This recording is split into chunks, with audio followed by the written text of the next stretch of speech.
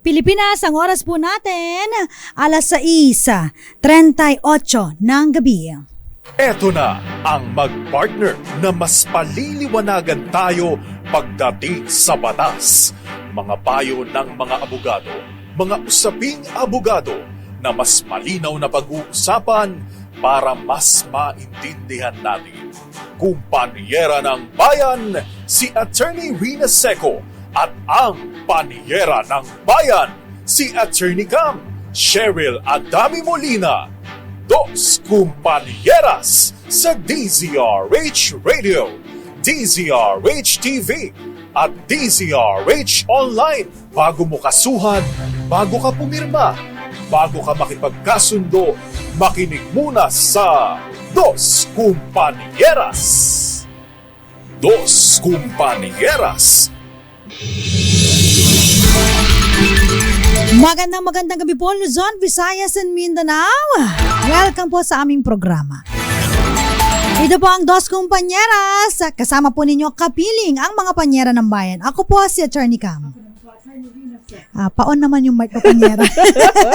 Ako naman po, Attorney Rina Seco. Para sa DZRH. Una sa Pilipinas, Una sa Pilipino. Magandang gabi sa iyo, panyera. Magandang gabi sa iyo, Attorney Cam. Medyo na, ngayon, nalakas ng ulan kanina. Yes! Biglang buhos po ng ulan dito sa may napakarami Pasay. pong tao dito sa amin dahil meron pong, ML Festival ba ito? Parang ML League. ML League. Mobile Legend League. Oh. Tama ba ako? Ito naman po ay dahil kami po sa aming kumpanya ay nagkakaroon po ngayon ng Sports Fest. Yes. Kung saan meron din tayong mga pang intellectual. Kasi intellectual to galing sa... Miss Ellen Pulido, wala bang pang Scrabble dyan? Meron alam ko kung nagkakamali may chess. Tapos hindi meron ako din dun. tayong bowling, meron tayong badminton at basketball. Yan, yung mga sports activities natin. At hindi lang yan, meron din tayong parang per department yung yung laro na parang Piko? parang kalimutan ko ng tawag doon fun games yan. Per department kaya naman Ayaw na ako nag-enjoy. pasalihin doon puro daw kasi ako kalokohan. Pero ngayong gabi po pag-uusapan po natin kasi po talakayan namin yung Sports Fest kasi kay Carlos Yulo meron pa tayong effect panyera di ba? Meron pa Ay, effect. oo, napakarami pa eh. Yes. Pupunta pa ng Boracay si Carlos Yulo. Talaga ba? Sinong kasama ni Carlos? Sabi ng kanyang manager ba yun, di ba? Yung si Miss Cynthia Carion. Iikutin daw ni Carlos ang buong Pilipinas bago mag-training muli. Wow! Dahil sasabak na naman siya sa isa na namang competition. Wow! Lilibutin niyang buong Pilipinas. I don't know kung buong Pilipinas, pero I think yung mga tourist spots natin. Sino kayo kasama? Saya-saya naman. Sana all nakakalibot ng Pilipinas. Pero anyway, good luck, Carlos. Deserve. Ayan. At galingan mo pa sa mga susunod na laban. Ang Pilipinas ay nakasuporta lagi sa'yo. Yes! Pero ito, pag-uusapan natin dahil isyung pampamilya tayo ngayon.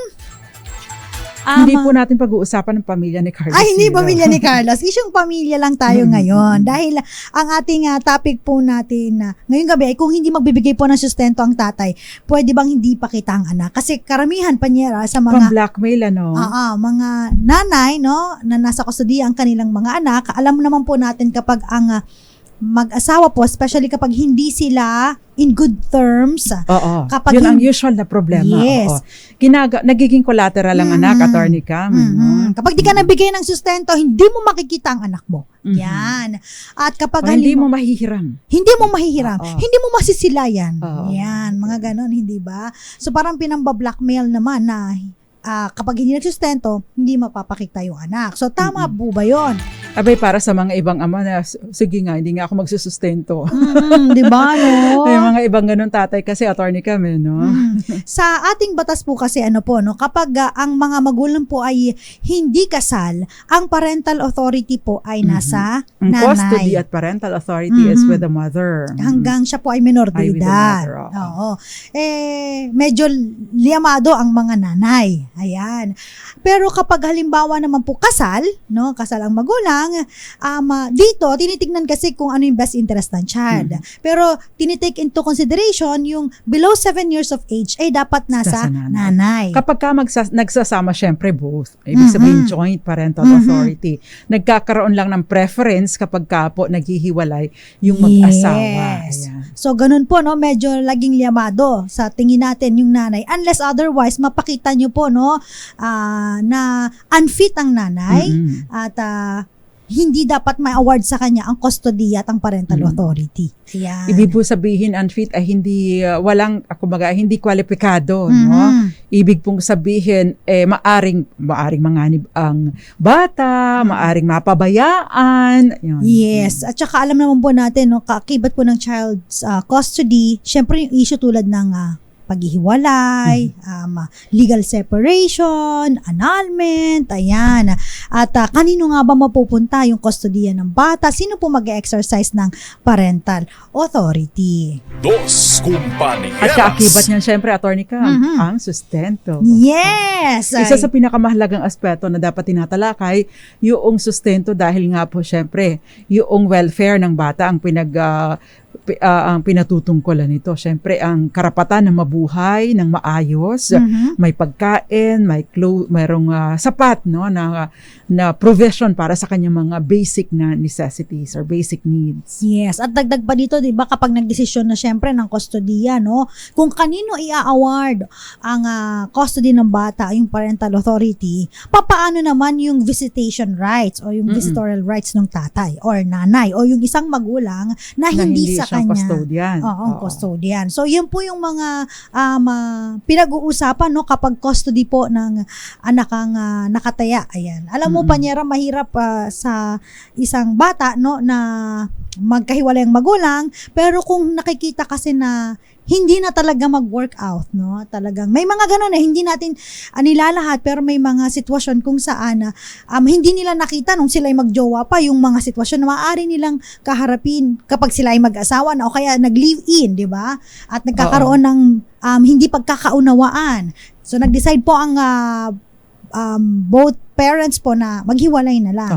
So, yun. May mga pagkakataon naman kasi, Attorney Cam, na talagang unbearable at walang ibang option kundi ang maghiwalay na lamang. Ngayon, tanong dito, Attorney Cam, paano po yung mga fur babies? Ay, fur babies. Ito yung mga sa mga kasi 'di ba yung iba, Attorney Cam, ibang level din naman ang pagkalinga sa mga sa kanilang mga pets, no? Yung mga like aso, pusa, talagang itinuturing na kabahagi na ng pamilya. Pero paano nyo ba treat, no? Itong mga fur babies. Kasi ito, nabasa ko kasi itong ang gandang topic din yung Panyera. Si Moonbeats, Attorney Cam, yung fur baby lang po ang meron ako. Ayan. Kasi meron pong... May pinag-aawayan din yan, ha? Totoo yan. So, paano yung magiging custody? Kung sakasakali. Kagaya din ba ito ng custody o ng batas na sumasaklaw kapag mga babies? Medyo kumukarap si Attorney Cam kasi meron siyang bagong Pomeranian. Parang kumura pa ka bigla. Pero alam mo, Panyera, meron nakakilala na real talk, sila noong magjowa, bumili sila ng mga pets, no? So, nung naghiwalay sila, eto na. So, nag-agawan na kung kanino mapupunta dahil sila ay mga fur parents. Di ba? Tama ba sila?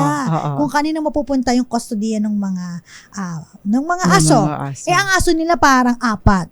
So, tigdalawa sila. Mga tigdalawa. At corgi ba yan? Hindi ko alam kung anong mga... Mahal kasi ang mga aso di ba? Kung hindi sa lahi, unless diba? Of course, Aspin, ano? Aspin? Pero, asong Pinoy. Iba yung askal? Oo, hindi na askal ang tawag doon. Ano Aspin ba? Na ba? Aspin. Sorry po.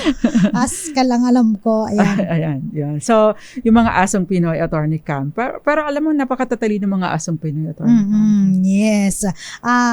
Meron din ako kilala, Panyera. So, naghiwalay sila. Mag-asawa naman sila. Hindi sila nagkaroon ng anak. So, nagkaroon sila ng maraming mga, yung binibreed na aso na mamahalin. Na talagang pinagastosan nila. Parang $500,000 ang ginastos nila doon. Yung isa kong kakilala, iniwan na lang dun sa kanyang partner yon para yun na daw ang kanyang business. So, may mga ganon may mga depende. Ang tanong, pwede ba? May kakilala din naman ako. May-share ka lang. May kakilala din naman ako. Mag-asawa. Meron silang mga aso. Si Mr. Nangaliwa, iniregalo ni Mr. sa kanyang girlfriend, yung aso. Dos compañeras. Ano ba yan? Ang tanong, pwede ba yan sa mga bata, no? Yung nilaregalo, no? O kaya naman, no? Yung iwan mo na lang dyan. Kung... Ay, hindi pwede pagpabata ang usapan na Atty. Cam. Oo, Abay, diba? mananagot ka. At ang pagpapabaya po, even sa mga hayop, kung sa mga hayop nga, merong pananagutan kapag pinabayaan mo na lang, basta, lalo na yung mga pets, no? Meron nga po tayong Animal Welfare Act na hindi mo basta, kahit nga po yung mga pagpatay ng mga animals for consumption, hindi mo dapat na idinadaan sa, dapat humane na pamamaraan. How much more sa mga babies, hindi mo mga anak, hindi dapat na pinababayaan. Kaya nga po, mandatory ang pagbibigay ng sustento at kung meron po tayong qualification, kung sinasadya ang hindi pagbibigay ng sustento samantalang established naman ang obligasyon sa pagbibigay at ang karapatan ng tatanggap nito, maari pong pumasok dun sa RA 9262 o Anti-Violence Against Women and their Children 5E at saka 5I ng RA 9262. Ayan. So, yun, nasagot na namin yung mga may fur babies dyan na nagtatanong dahil kaninong custody nga ba mapupunta. Ang tanong, paano kapag halimbawa bata? Ayan, pwede po ba na ganun-ganun na lamang? O ikaw naman ang, kasi sa literal na yung paniniwala ng ibang mga magulang, kung kanino mas nakakaalwan, doon iniiwan yung yung bata, o kaya naman dahil ang nakingialam yung mga in-laws, 'di ba? Mas mapapakain namin to. So yung mga nanay nadi-deprive ng kanilang kustodiya doon sa kanilang anak, not knowing, especially kapag hindi naman sila kasal, na mas may karapatan po ang nanay doon sa kustodiya ng kanyang menor de edad na anak. Kasi minsan ganyan Dami, 'di ba? Ang dami natin napapanood, nagva-viral, pupunta pa yung mga DSWD, tinutulungan ng nanay na kunin yung bata doon sa tatay kasi hindi sila kasal. Yung pala, yung in-laws pala ang nangialam dahil sinasabi na... Actually, hindi in-laws. Yung lola at lola sa father side. Di ba? Na sinasabi na... They're not really, connected sa ilalim ng batas. So, ang sinasabi nila, mas mabubuhay to ng anak ko. Wala kang hanap buhay. So, hindi ka pwedeng maging custodian ng batang ito. Ibang usapin naman kapag kayong maternal grandparents dahil, marami pong pagkakataon na iniiwan ng mga ina, ng mga single moms o yung hindi kasal na nanay, doon sa kanyang magulang, ibig sabihin doon sa lola at lola sa mother side, yung apo, so iiwan ang bata kay lolo at lola in the maternal side. Eto namang lalaki ang nagpupursu, yung tatay ng mga bata nagpupursu at kakasuhan sila lolo at lola sa ano ba ang magiging sitwasyon kapag dumating sa ganito ang kalagayan ng inyong pamilya. Mamaya sagutin natin yan. In relation to that, baliktad naman, meron naman ng isang sitwasyon kung saan mag-asawa sila, so nung naghiwalay o kaya naghiwalay or namatay po yung yung nanay, namatay yung nanay, yung lolo't lola nung nanay ay tinago yung mga bata doon sa tatay. So, meron bang kaso yun? Pag usapin talaga na pamilya, anak, Atty. Cam, pera, talagang masalimuot. Yes. Yung iba, dahil gustong-gusto makuhang anak, yung iba, talagang ayaw ng obligasyon. Totoo yan. Ay, nako. Kaya naman sa lahat po ng mga gustong makisali sa aming usapin, pwede po kayong pumunta sa aming mga Facebook Live. Naka-live po kami sa DZRH News, DZRH News Television at DZRH Dos Compañeras Facebook page. Pagpupugay muna sa mga nakatutok sa atin ngayong gabi. Yes, magandang gabi po sa inyo, Atty. Cam, si Moonbeats na may fur babies. Magandang gabi po sa inyo. Gael Enrique, sabi niya, monster-in-law. Hindi naman sa lahat ng pagkakataon. Joseph Abalos, si Wilson Altea, and Marites Liedo. Magandang gabi po sa inyo. Ganyan, Kenneth Arevalo at Renato C., Violeta Montecalvo Zambrano, at Maricor Angeles.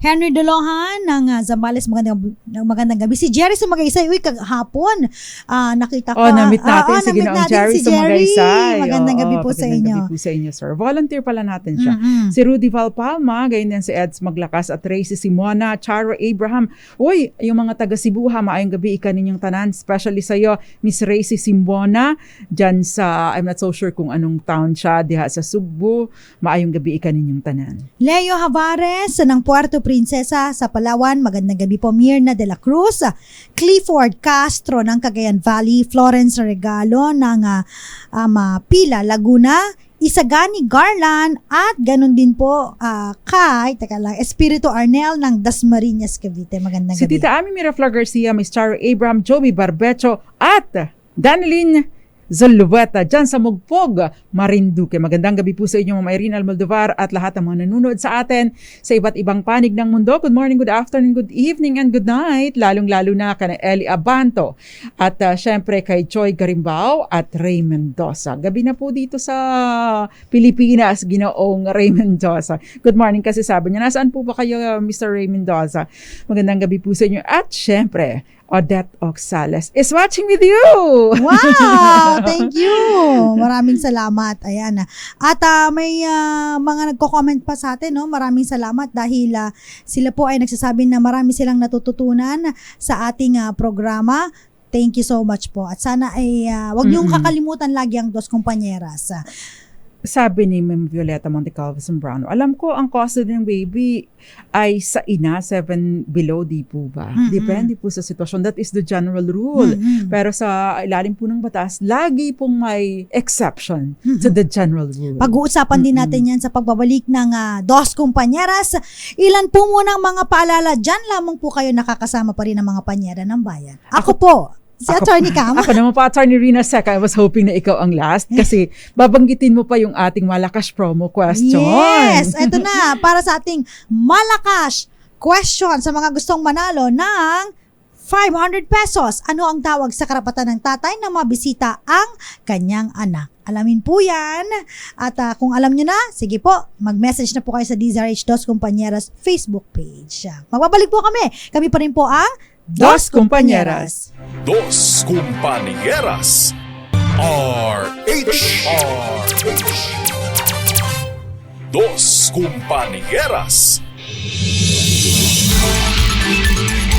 Nagbabalik po ang Dos Compañeras. Kasama pa rin po ang mga panyera ng bayan. Ako po si Attorney Cam. Ako naman po, Attorney Rina Seco. Pinag-uusapan pa rin po natin ang kustodiya ng isang bata kung ang mga magulang po niya ay nagkahiwalay. Kanino po ba ang parental authority at yung custody? Kanina nabanggit natin Yung question ni Attorney Cam nakaangkla dun sa sustento.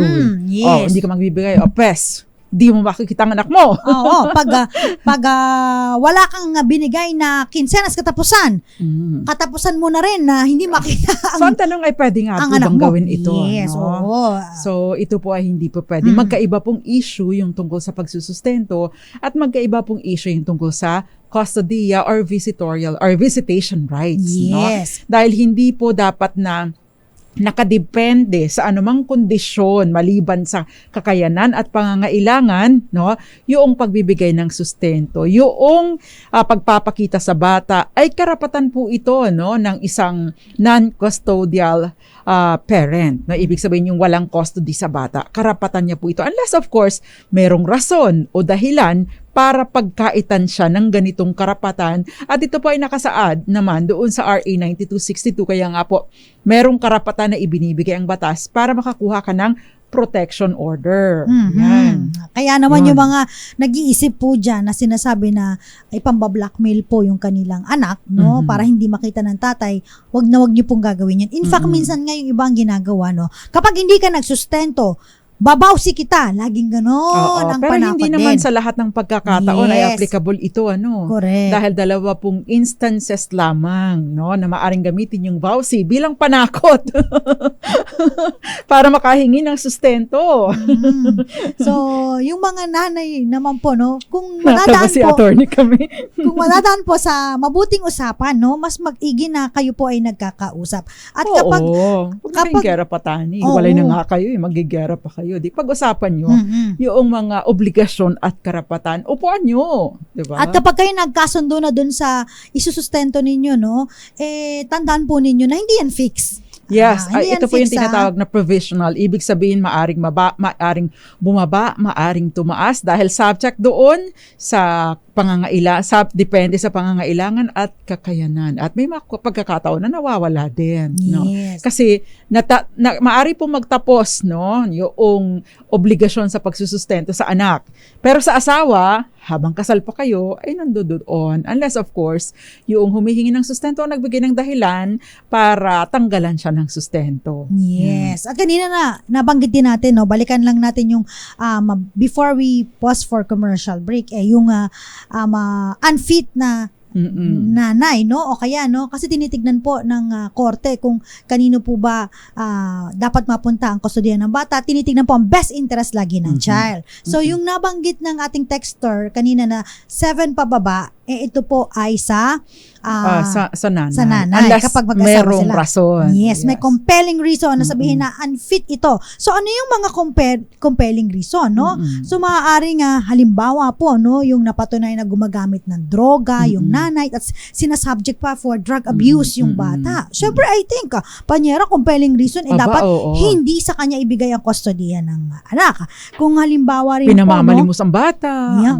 At saka yung endanger ang buhay ng bata. Yung usong-uso ngayon, Panyera, yung ginagamit para sa online, yung cyber pornography. Yes, yan. Online, yung child trafficking. Totoo yan. Oo. Ayan. Pag ganyan po yung mga nanay, ay dapat po hindi mapunta sa kanila ang kustodiya ng bata. Unfit, no? Sila po ay hindi karapat-dapat na ibigay, i-award ang parental authority at custody dun po sa bata. Yan. So pag mga ganitong sitwasyon, na-award to minsan, no, sa tatay, no, yung kapag sila'y kasal, ibibigay po yan doon sa tatay. Ayan. At kapag halimbawa sila naman po ay lumaki na, no, Panyera, pag 8 years old na or above 7 years of age.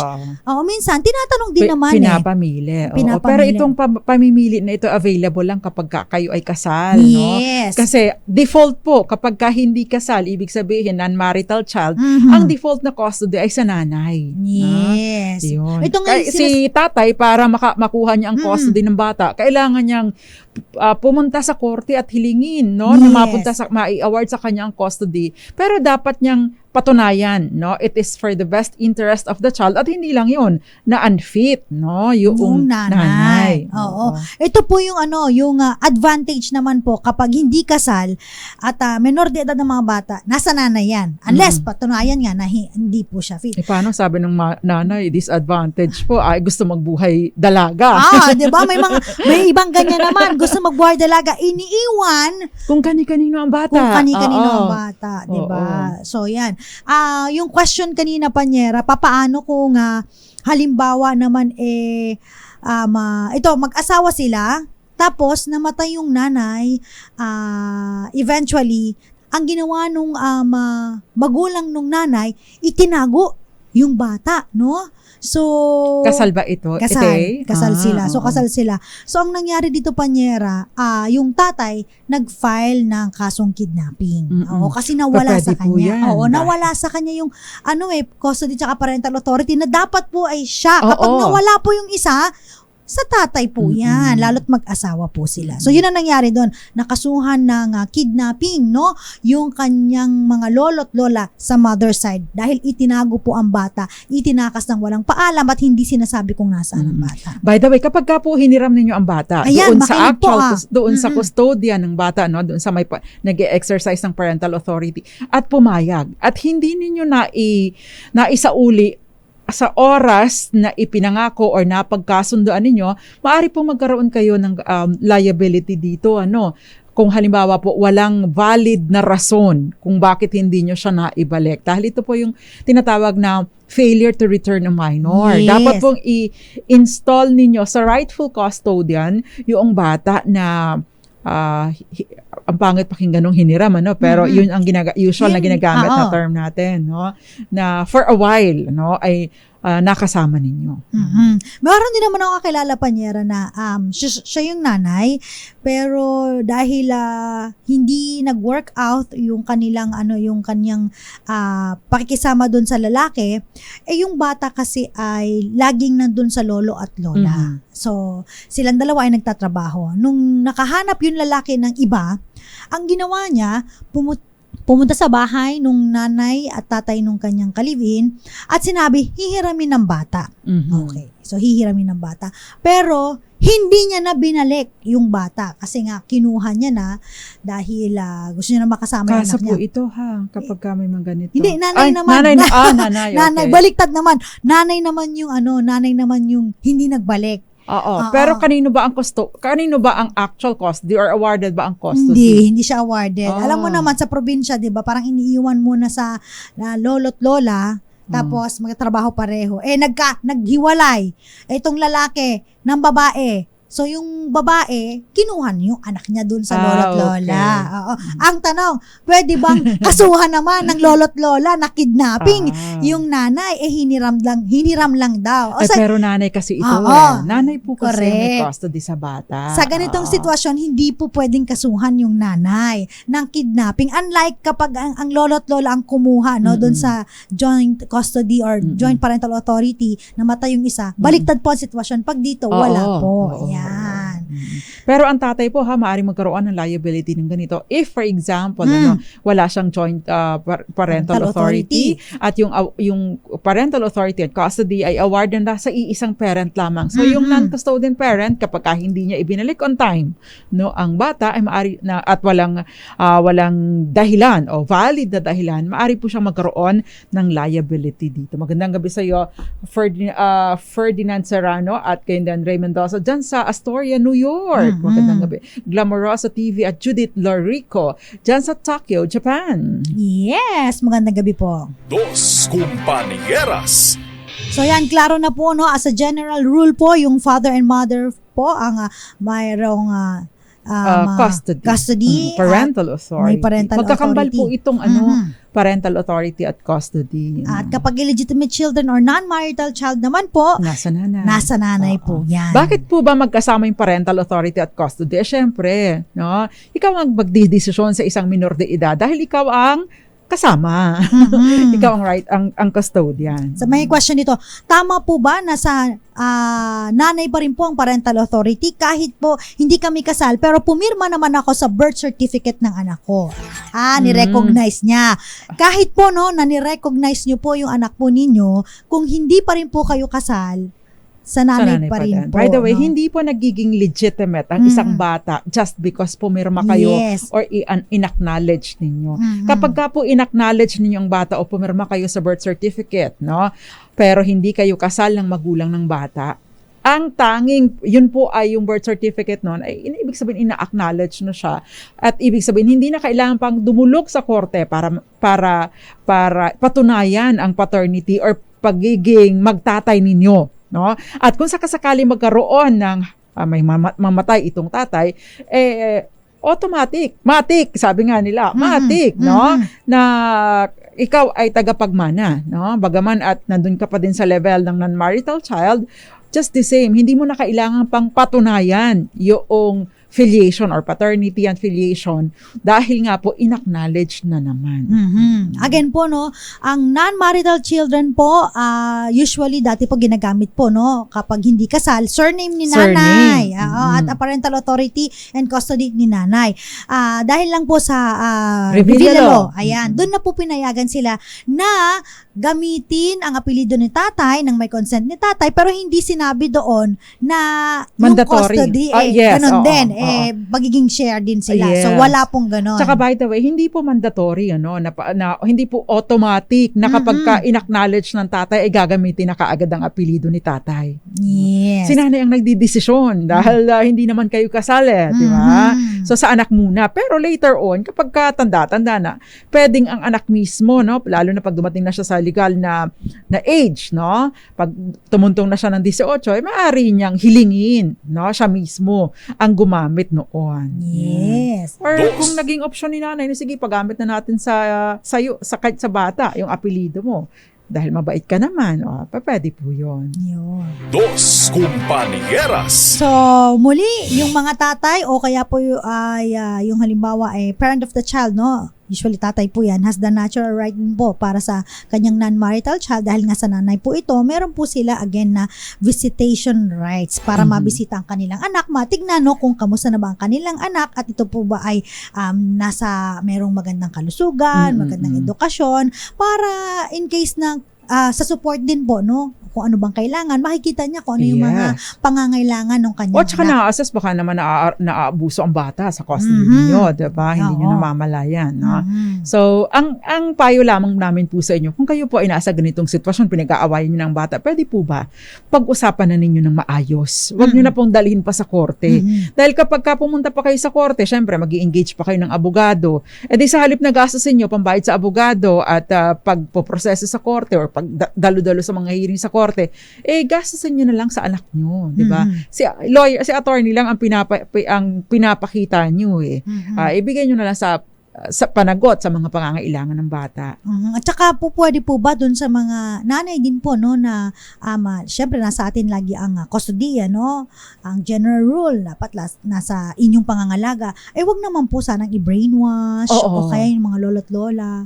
Wag din i-deprive ang tatay. Totoo yan. Karapatan din po hindi lang ito tungkol sa karapatan ng tatay, karapatan din ng bata na magkaroon ng ama, ng may kikilalaning ama. Na siyang gagabay sa kanya kasi iba rin po ang band ng tatay at anak. Yes. Totoo yan. Yan naman ay true.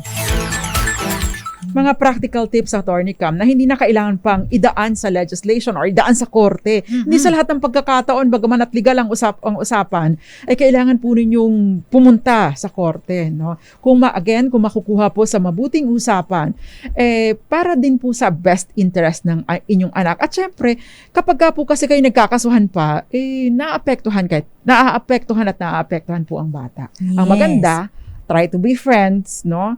Dahil kayo po naman ay may pinagsamahan. Yes. Magandang gabi muna kay Alan Ronald Mugar, Evaristo nakatutok, Roger Asilo, nanonood po sa may Barcelona, Spain. Wow. Anthony Abrenica and Mundoma, magandang gabi po. At Jimmy De Jose. At ito pa sabi niya, kahit 7 years old na ang bata, pwede po ba sa nanay pa din ang custody lalo't hindi sila kasal? Kahit pipiliin ng bata ang tatay. Again po, depende po no, ang korte po ang magdi-decide. Kung nagko-korte. Pero yun pong sa pagkakataon na wala namang desisyon, wala namang kaso sa korte, kahit piliin po ng bata, kapag po hindi kayo kasal, wala po sa ganitong sitwasyon, wala pong pamimili, no? Hindi po papipiliin. Si Shirley Ampuan, sabi niya, watching from Santa Maria, Bulacan, ano po ang gagawin kapag hindi nagbibigay ng sustento ang tatay? No? Unang-una pong gagawin niyo, ilista po ninyo lahat ng pangangailangan ng bata. So, i-estimate ninyo magkano ang mga iyon divided by 2. Isama po ninyo sa computation yung renta, kung nagre-renta kayo ng bahay. So halimbawa, 10,000 ang renta ninyo kada buwan. Tapos, 4 kayo dyan. Di, supposedly, tig-2.5 kayo. Tama, no? Tig-2.5 kayo kada isang piraso sa inyo, isang tao sa inyo. Di yung 2.5, kasama dun yung sa ikakarga ninyo. No? At paghahatian ninyo yun. So, at yun ang i-demand ninyo. Hindi po kailangan manggaling sa abogado, ha? Basta lamang po, meron kong malinaw na computation kung magkano may demand. Dahil, take note po, ha? Yung pinag-uusapan natin, support in arrears, yung sustento para sa mga nagdaan na hindi naibigay sa inyo, hindi po ninyo yun makiklaim kung wala kayong demand in the first place. Mag-demand po kayo. Okay? Padalhan ng demand letter. Magbabalik pa po ang Dos Compañeras, yung mga pabol na greetings natin dyan, Panyera. May question lang dito, may obligasyon pa ba ang magulang ng illegitimate child kung ito ay napatapos na sa pag-aaral at nasa wastong edad na? Yan. Sasagutin po natin yan sa ating pagbabalik. Kasama pa rin po mga Panyera ng bayan. Ako po, si Attorney Cam. Ako naman po, Attorney Rina Seco. Sagutin po ang ating DZRH Malakash promo. Puntahan lang po sa DZRH Dos Compañeras Facebook page. I-click ang message. Ano ang tawag sa karapatan ng tatay na mabisita ang kanyang anak? Yan po. At marami pang tatalakayin sa pagbabalik po ng Dos Compañeras. Oras po natin 17 minuto makalipas ang 7:00 ng gabi. Dos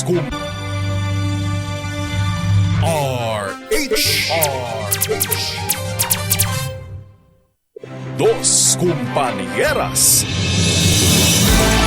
Kasama pa rin po ang mga panyera ng bayan. Ako po, si Attorney Cam. Ako naman po, Attorney Rina Seco. Pinag-uusapan pa rin po natin yung visitation rights. Ayan, kapag bibisitahin po no ng isang parent, especially yung tatay, no, ang kanyang anak. Ayan. So panyera, may mga questions ka ba Itong dyan? obligasyon daw ng magulang sa illegitimate child kung ito ay napatapos na sa pag-aaral. Generally po, kapag ka 18 na, actually hanggang 18 lang, yung age of minority pa lang. Pero sabi ng batas natin, kapag ka po may pangangailangan, especially kapag ka po nag-aaral pa, no, ay dapat na sustentuhan or suportahan ang pag-aaral, including yung mga incidental expenses sa pag-aaral. Pero kung ito po ay nakagraduate na, no, wala na, kumbaga, bagaman at sa kulturang Pinoy, no, talagang nagbibigay at nag-aabot-abot pa rin tayo. In fact, kahit mga lolo na sa tuhod or alak-alakan, parang iniiwan pa sa kanila. But supposedly, kapag ka napagtapos na Attorney Cam, hindi na dapat na sustentuhan pa, no, yung anak. Ayan. May mga question pa rito, panyera. Yung Ayan. question na, sasagot ko, Attorney Cam, Sige, habang pagtulungan naghahanap natin, ako, ha? habang naghahanap ka ng winner natin tonight. Kasi po, merong question dito, nasaan na nga ba yun? Yung tungkol sa sino daw ba ang may custody sa mga pets, no? For purpose, I'm sorry po, kasi wala naman tayong batas na particular na specific sa pagdating sa custody ng mga pets, no? But for purposes, alam natin na iba ang pagturing natin sa ating mga pets, mga alagang hayop, no, na ay kapamilya o bahagi na ng pamilya. Pero for purposes of like liquidation of assets, or division of assets, itinuturing po ang mga pets as personal properties, kagaya kasing value ng inyong kotse, no, or sasakyan o iba pang mga ari-arian na kasama po sa paghahatian. So ibig sabihin, ang i-value siya, like for example, total of 1 million tapos meron kayong isang pet, magkano ang value ng isang pet, no? So say for example 100,000 kasi 100,000 yung pinakamurang corgi. Talaga ba? Oo, yung corgi ni Queen Elizabeth, no?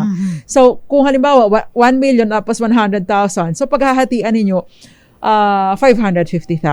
Ngayon, kung kanino mapupunta, depende na lang sa pag-uusap po ninyo. Yun. So, importante po na daanin pa rin sa usapan. Pero wala po yung, ako may karapatan dahil akong ganyan. Kasi kapag ka po may pet kayo at binili nyo habang kayo mag-asawa na or bago kayo mag-asawa pa, no? Hindi po ba kayong dalawang nagmamay-ari nito dahil ang treatment sa kanya ay property, no? Na therefore subject doon sa absolute community or conjugal partnership of kins. But most of us, hindi naman tayo hindi naman tayo nagpe-prenup, kaya default natin ay absolute community of property. So kahit pa binili ito nung babae or lalaki lang before the marriage, kayong dalawa na ang nagmamay-ari dito. Ayan. So may nagtanong po dito, paano naman po na-terminate yung parental authority? Nakalimutan namin.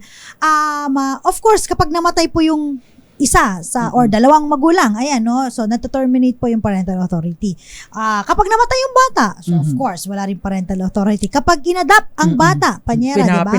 Pinaampon. Nasususpend naman po ang parental authority kung halimbawa po nagkaroon ng na-convict, no? Yes. At kaakibat na parusa sa kanya or penalty ay yung merong civil interdiction.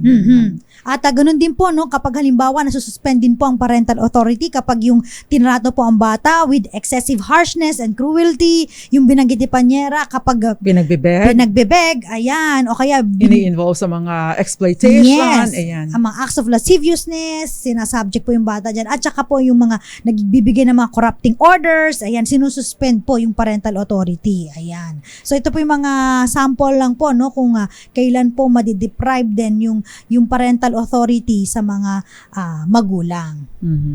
Panieras. Okay. Ang tanong po, kailan po maaring sabihing paglabag sa vowsy ang hindi pagbibigay ng sustento? Generally po ang pagbibigay po ng ang hindi pagbibigay ng sustento ay kasong sibil lamang. Anong ibig sabihin nun? Magpupunta po kayo sa korte, magpipetition po kayo para hilingin sa korte na mautusan itong hindi nagbibigay ng sustento na magbigay ng sustento on a regular basis. Ang sinasabi po ay on the 5th day of the month, of every month, no? Dapat ibinibigay ang sustento. Kaya lang, no? Ito po ay kung halimbawa ay under normal circumstances lamang. Pero kung mayroon po, sa ilalim po ng ating VAUSI Law, Anti-Violence Against Women and Children, sa RA 92 or RA 9262, yung 5E, Attorney Cam, yung psychological violence dahil hindi binibigyan ng sustento with the intention na kontrolin, no? With the intention na kontrolin or para mapersa siya na gawin yung mga bagay na gustong ipagawa nitong hinihingi ng sustento, ito po ay maaring maparusahan under sa VAUSI. Or, no, halimbawa naman po, yung tinatawag naman pong economic abuse, no? Take note po, magkaiba po ito. Yung pong tinatawag naman na economic abuse na talaga lang gustong pahirapan, no? At deliberate na tumatanggi sa pagbibigay ng sustento bagaman at may kakayanan, ito po ay tinatawag na economic abuse. Ayan. Paano naman daw po yung banggitin ko lang special parental authority na ina-exercise naman po ng mga administrator, teachers, o kaya mga individuals or Substitute entities. parental authority. Yes, na nag-engage po ng mga child care. Again po, itong mga special parental authority na binigyan ng ganitong otoridad ay maaaring maging liable din sila panyera kapag halimbawa may mga damages naman po na nagawa yung minor, no, nasa kanilang pangangalaga. And at the same time again po, dahil wala po yung mga magulang, no, itong mga ito nag-exercise ng parental authority, so sila po ang gagabay at mangangalaga doon sa, of course, sa mga bata na nasa kanilang pangangalaga. Yun. So ito po yung special parental authority na nababanggit po sa Family Code. Hilaria Enriquez dyan sa San Rafael, Tarlac City. Magandang gabi sa inyo. Ganyan din si Rica Macanto, Ryan Madaryaga, dyan sa, anong lugar yan? Happy 85th anniversary daw sa DZRH. Oo nga po, eto Yes. Yan, magandang gabi din sa iyo, Maricor Angeles. At syempre, Dr. Talma and Mr. Michael Diamond dyan sa Negros. Yan, magandang gabi po sa inyo. Yun. Kumpanieras.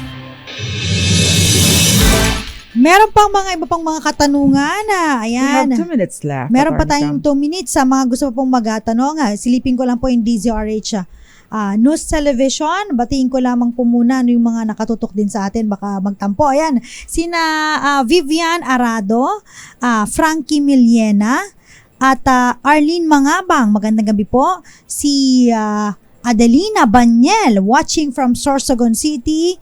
And Agnes Arcaina, magandang gabi rin po. Ayan. At magandang gabi din po, Miss Donabel Iturralde dyan sa Tundog. And then Charlotte Iturralde, classmate ito ng high school, Attorney Cam, sa Marinduque Midwest School dyan sa amin. Arlene Mangabang, sabi niya, lagi po ako nakikinig pa. Shoutout naman po. Kababayan ko po si Katunying ng Dos Portos. Magandang gabi po. Yung sa San Rafael, Tarlac City, nabati na ba natin yan? Nabati ko na. Yan, si Hilario Enriquez. Magandang gabi po. Ayan. At ganun din po yung mga nakatutok po sa DZRH News, Facebook Live. Shout out din po kay Princess Cariga, kay RJ Gonzales.